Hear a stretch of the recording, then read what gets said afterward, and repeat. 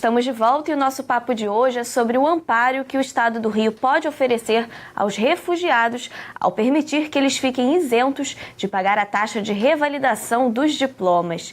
Bem, a gente estava escutando o Oscar e o Ernesto falarem da situação deles na Venezuela. Quem está aqui com a gente também é a Ariadne, né? Ariadne Bittencourt, que é da Caritas, que é uma confederação aí internacional, nacional. A Caritas, ela é uma entidade relacionada à Arquidiocese do Rio de Janeiro, né? Então, a gente é o Programa de Atendimento a Refugiados Solicitantes de Refúgio da Caritas Arquidiocesana do Rio de Janeiro. Mas a Caritas é o braço social humanitário da Igreja Católica. Então, onde existe Igreja Católica no mundo, existe alguma Caritas fazendo um trabalho humanitário. Em algum desses lugares, há uma especialização por tema, né? Então, aqui no Rio, a gente tem esse centro de referência para a população refugiada. Pois é, essas organizações humanitárias que ajudam os refugiados, oferecem um amparo aí para os refugiados, né? Como que é esse processo, Ariadne? Quando eles chegam aqui, eles procuram vocês, como que vocês dão toda essa ajuda para eles? Na Caritas, a gente está trabalhando com esse tema há 42 anos, né? Completa agora em abril. Então, é a instituição pioneira no Brasil com o trabalho a refugiados, e a gente também é a representante oficial titular da sociedade civil no Comitê Nacional para Refugiados. A gente trabalha aqui, tem esse nosso escritório no Rio de Janeiro para acolher as pessoas que chegam diretamente lá, mas a gente também trabalha em articulação com várias entidades da sociedade civil Brasil afora, né, para articular políticas unificadas e padronizadas de modo a garantir e ampliar o acesso a direito dessas pessoas. Como a Caritas trabalha há muito tempo nesse tema e é uma instituição de referência, a gente trabalha com uma população que faz uma busca espontânea pela Caritas, né, que ouviu dizer que lá que acolhe refugiados, o que alguém recomendou que fosse lá, que procurou na internet. Em muitos casos, a própria Polícia Federal, que hoje atua como autoridade migratória no Brasil, encaminha os casos para a Caritas, né, porque lá a gente pode fazer a devida orientação sobre o processo de refúgio no Brasil e dar o amparo sobre todos os direitos aqui. E a Caritas também tem essa iniciativa de tentar estar junto às comunidades na maneira que elas vão se articulando, se desenvolvendo para poder trabalhar a partir da demanda de que as pessoas apresentam para a gente, né? Então, a Caritas, a gente diz que trabalha nas frentes de acolhimento, proteção e integração, para tentar criar mesmo um arcabouço protetivo para essas pessoas aqui. Ariadne, tem um número do Comitê Nacional para Refugiados, né, de que quase 34 mil, só no ano passado, em 2017, quase 34 mil pedidos de refúgios foram feitos aqui no Brasil. Diante dessa situação, dessa quantidade de refugiados que estão vindo, né, aqui para o Brasil, principalmente para o estado do Rio, que é um dos estados que mais dá esse amparo para os refugiados, esse projeto de lei que está tramitando aqui na LERJ para a questão da isenção da taxa, do pagamento, né, da taxa para os diplomas, é uma necessidade muito importante para eles, né? Sim, a gente faz esse mapeamento das necessidades mais emergentes no momento de chegada dessas pessoas, né, em termos de documentação, saúde, abrigamento, e também tem essa demanda que diz respeito à integração efetiva dos refugiados na nossa sociedade. E a gente entende que é importante valorizar a autonomia dessas pessoas, né, para que elas próprias possam correr atrás de acordo com os seus desejos também, né? Então, a gente ouve muitas vezes dos refugiados, solicitantes de refúgio, relatos dizendo assim que já tiveram que sair do seu país, né, deixaram sua casa, deixaram sua família, deixaram seus afetos, suas memórias, e que quando vem para o Brasil, às vezes tem que deixar até sua profissão, né, que foi aquilo que você escolheu ou que, enfim, foi trilhando para poder efetivar como seu trabalho, como seu ofício. Então, viabilizar o trabalho de acordo com o interesse do refugiado também garantir um parâmetro de tratamento digno para essas pessoas, né? E daí é importante a gente lembrar isso. Você mencionou esse dado de mais de 30 mil no ano passado. Isso perfaz a crise venezuelana, né, que afeta o Brasil. Só nesse ano, a gente nem terminou abril, já são quase 15 mil pedidos de refúgio, né? Isso que eu oficial, né? Fora o que não está... Fora o que vocês não conseguem contabilizar. Fora os números de residência dos venezuelanos que andam por outra via. Então, sem sombra de dúvidas, é a maior crise de refugiados que o Brasil já viveu, né? Também a gente trabalha com esse parâmetro de ser uma das maiores, se não a maior, da América Latina. E o Brasil tem se posicionado, mundo, né, afora, a favor e em apoio à população refugiada, mas é preciso que esse apoio seja efetivo. Não pode ser só do ponto de vista legal, ter uma lei exemplar de refúgio. É importante que a gente crie medidas, né, como disse o deputado, de pequenas, simples medidas que são necessárias e imprescindíveis para de pouco em pouco a gente ir avançando numa proteção integral para essas pessoas. E poder dar essa qualidade de vida completa para eles, né? Exatamente. Marcos Vinícius, você é parlamentar juvenil, já participou aqui do Parlamento Juvenil, né, aqui na Alerj, e já visitou a Cáritas. Como que foi essa sua visita lá? O que você sentiu tendo esse contato com esse povo que tem tanta história, né? Eu sempre pesquisei muito sobre imigração e refugiados, que são assuntos um pouco diferentes, mas eu nunca tinha visto um depoimento, pessoalmente. Né? Sempre via por vídeos no YouTube ou depoimentos assim que postavam no Facebook. E a Cáritas, ela, não só o depoimento, mas como... eu desconhecia um pouco da legislação brasileira, depois fui dar uma pesquisada. Eu sempre também pesquisei... A imigração que eu sempre pesquisei sempre foi mais voltada à Síria. Sim.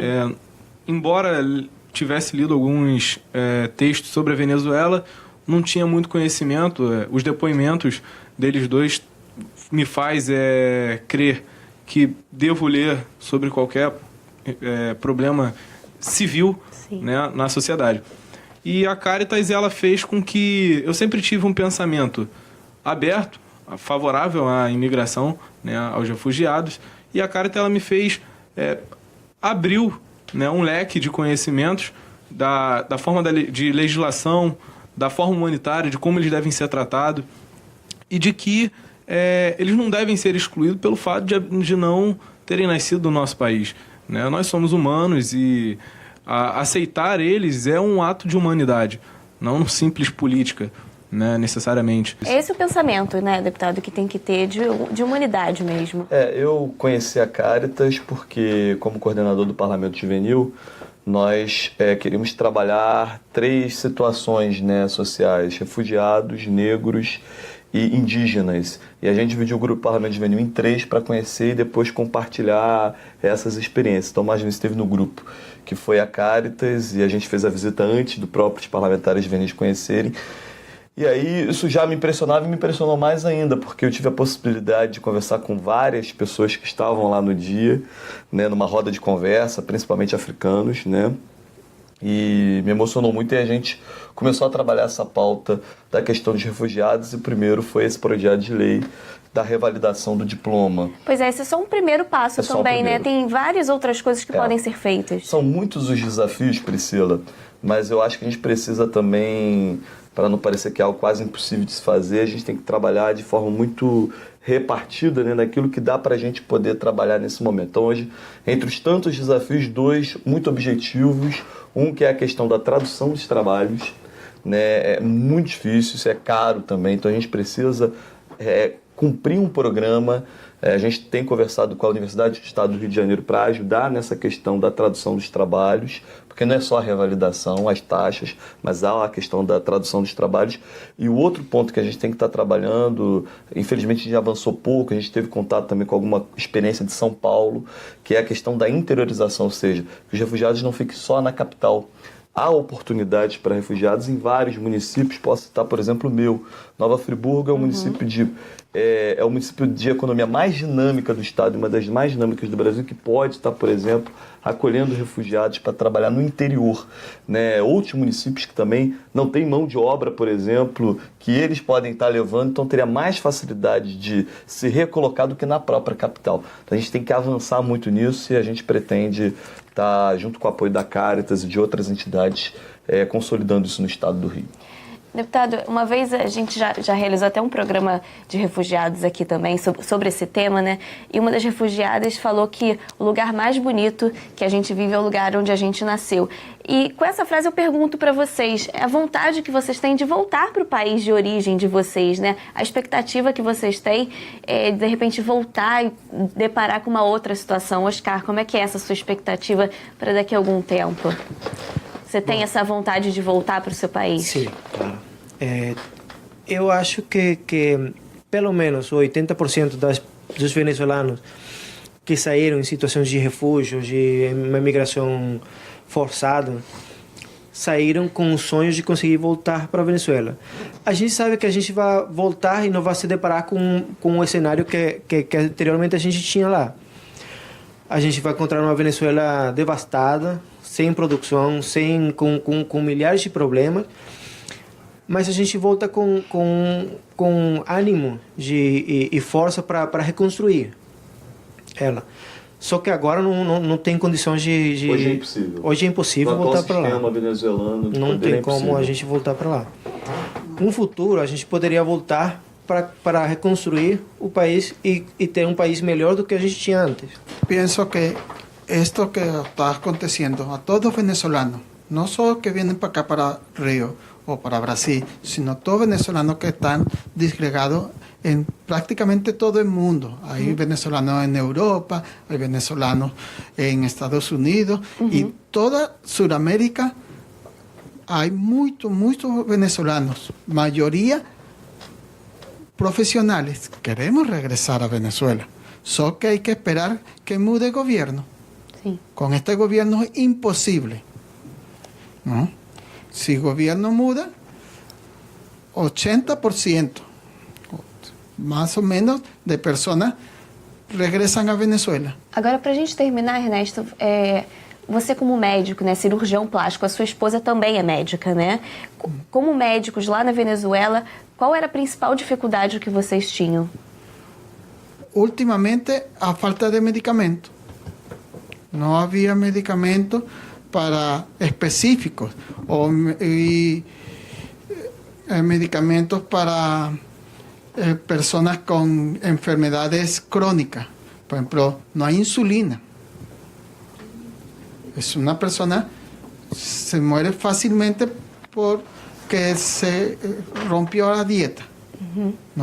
No hay medicamentos para controlar pacientes que han sido trasplantados. Nem eles mesmos, quando eles sofrem alguma doença, eles não têm condições de ser atendidos aí. Se você procura todos os... Até o mesmo Chávez, quando estava morrendo de câncer, ele foi tratado em Cuba. A presidenta do CNE, ela foi tratada na Europa. Então, nem eles mesmos são capazes de se arriscar a ser atendido com a qualidade de saúde que tem na Venezuela. Pois é, são muitas dificuldades enfrentadas não só pelos venezuelanos, né, mas por muitas outras pessoas que vivem em áreas de conflito, em áreas de dificuldade no mundo inteiro. E é aquilo que a gente falou antes, né, a questão de humanidade. Tentar cada um fazer a sua parte, aí cada estado fazer a sua parte para oferecer uma qualidade de vida, um amparo para essas pessoas, né, deputado? E fica claro, Priscila, que o refugiado não vem para outro país porque ele quer. Com certeza. Né? É por uma situação extrema, seja de fome, da pobreza, da fome, da guerra, da tirania, como em Angola, por exemplo, né? Então, ou seja, é muito triste a gente ver que nós, como seres humanos, estamos falhando. Mas não é porque está falhando que a gente vai desistir, a gente tem que trabalhar muito para que a humanidade possa ter mais respeito e ser mais respeitada. Gente, muito obrigada pela presença de vocês. Boa sorte, tá, meninos? Obrigada, Ariadne. Obrigada, deputado, mais uma vez aqui no programa. E muito obrigada a você que acompanhou o nosso bate-papo de hoje. Você pode rever esse programa todinho acessando o nosso site www.alerj.rj.gov.br. A gente também está lá no YouTube, é só acessar o canal da TV Alerj, que aparece aqui na sua tela. Até a próxima com mais Papo de Juventude para você. TV Alerj, o canal do povo fluminense.